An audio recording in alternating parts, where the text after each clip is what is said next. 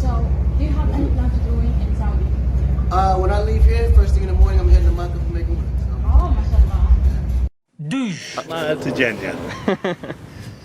The man told me years ago about his quest to light up Africa. And we watched him through the process actually help to light up Africa. And then you ask yourself, what is success? Is it fame and fortune? Does that measure what success is to you? Or is it faith? Like me, success is faith. That's me.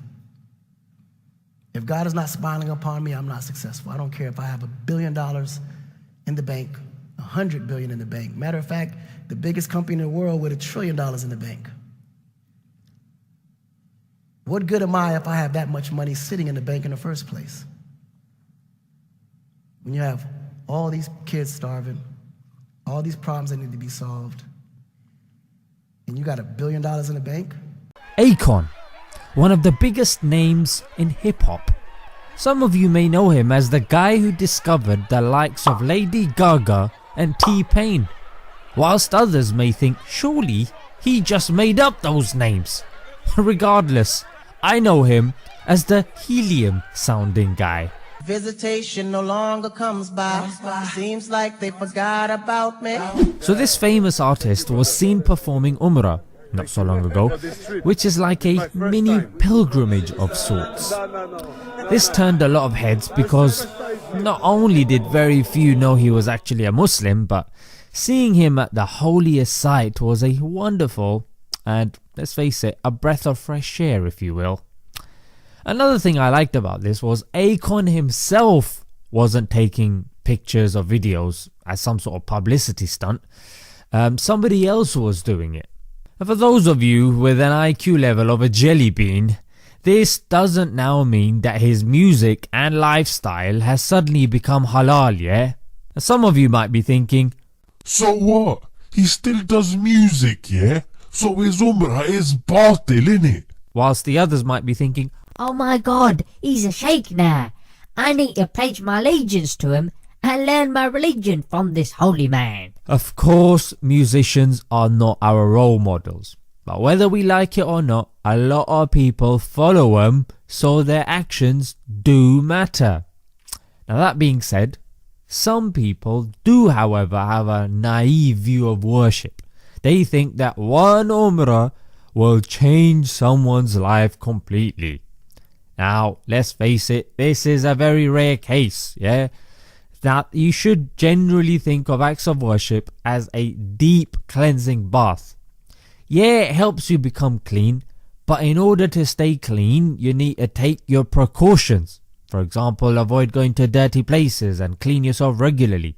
So it's the follow-up to these big acts of worship that is as important as the journey. Now what's profound here is, despite working with the greats, you've worked with Lady Gaga, you've worked with Eminem, you've worked with Michael Jackson, Whitney Houston, okay, Madonna, Lionel Richie. Okay. I mean, keep going. Isn't it? Quincy Jones. Quincy Jones, a good one. And being mega successful, he still feels the need to turn to Allah. That man went on to dominate the Billboard charts, put out music that's been certified platinum, double platinum, triple platinum. To this day, I'm the only, literally the only company that's black owned that's in the renewable space in America. The name of the company is? Akon Lighting America.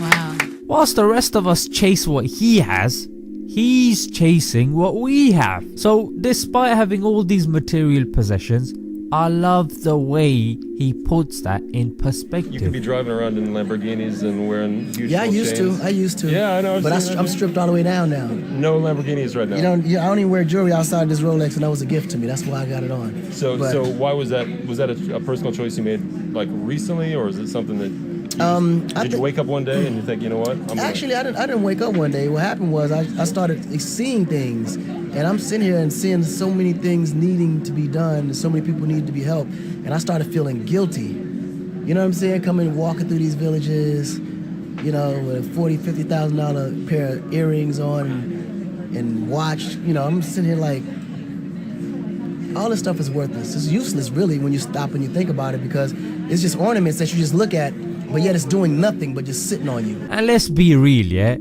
He's from the hip-hop scene where flaunting your possessions is part of the culture. If our religion was a part-time thing or just something to be done once a week and not something very serious, why would it appeal to people in his position that supposedly has the fame, that has the money, that has, you know, the women and all that sort of stuff? It's a question that we really do need to ponder upon, frankly. And just not even that, because he does seem woke in regards to realities of big business and the establishment as well.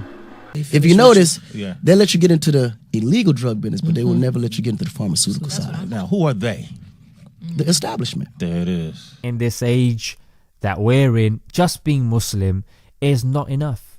We need to be aware of what's going on and think in terms of activism and our legacy as well. Yeah, putting our Islam into practice. Because let's face it, due to ignorant and lack of practicing Muslims in the public place, people assume that we are what is shown on the news. And if we are to change their perspectives, we need to become more active in the religion rather than being active on Netflix and, you know, FIFA and just accumulating wealth. Hope you guys benefited from that little reminder. If you didn't, oh well. Until next time, Assalamu alaikum.